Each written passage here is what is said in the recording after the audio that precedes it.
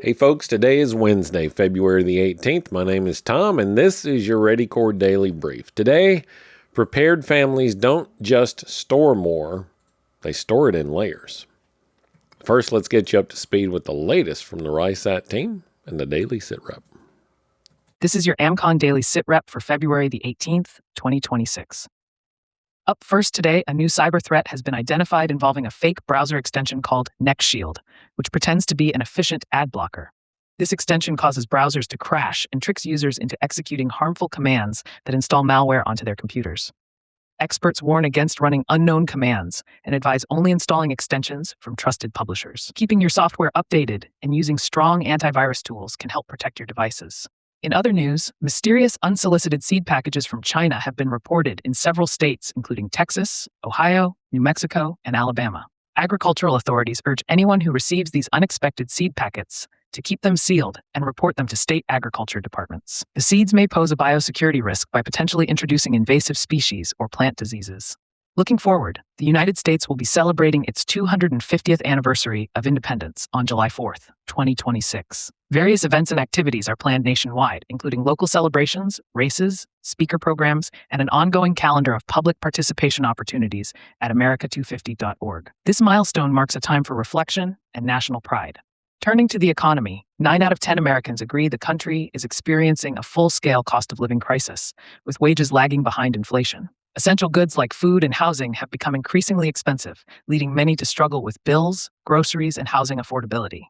Layoffs have surged, marking the highest January total since 2009. This structural economic challenge is affecting broad segments of the population.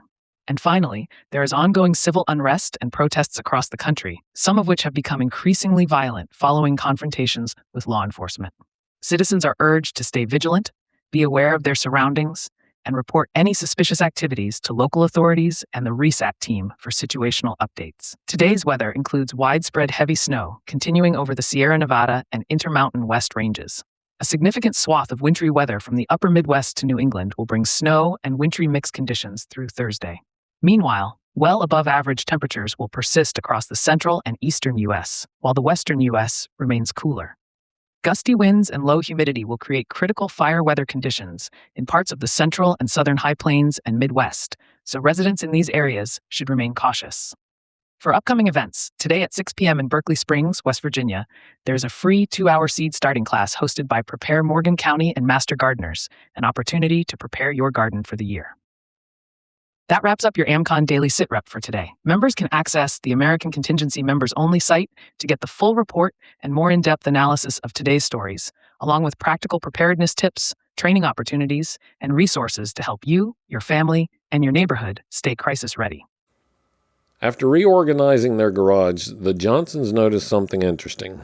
The blackout kit was in one place, the 3-day water supply was in another place, the bulk food buckets were somewhere else altogether.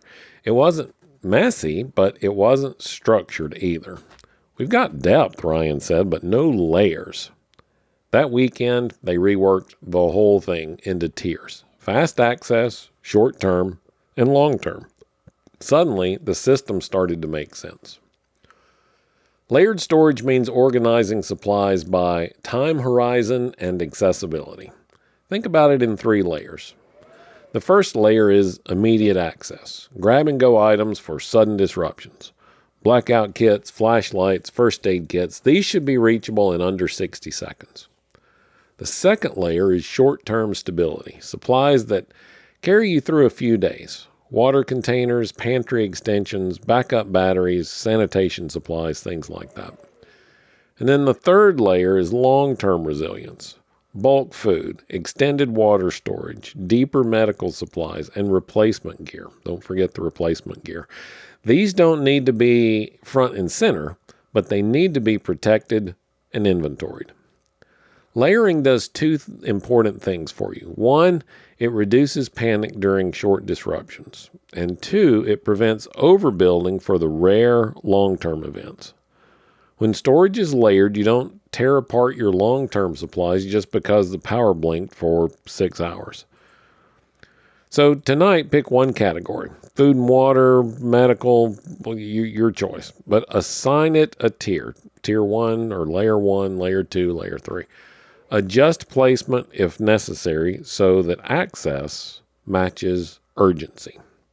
All right, tomorrow we'll talk about rotation and maintenance, the quiet habits that keep storage from turning into trash. Thanks as always for listening to your ReadyCore Daily Brief. If you're already a member, make sure to check out today's resources on the members only platform. And if you're not a member yet, all you have to do is visit readycore.net to join the network and start building your resilience today. I'm Tom Rigsby. Stay alert, stay ready, and I'll talk to you again tomorrow.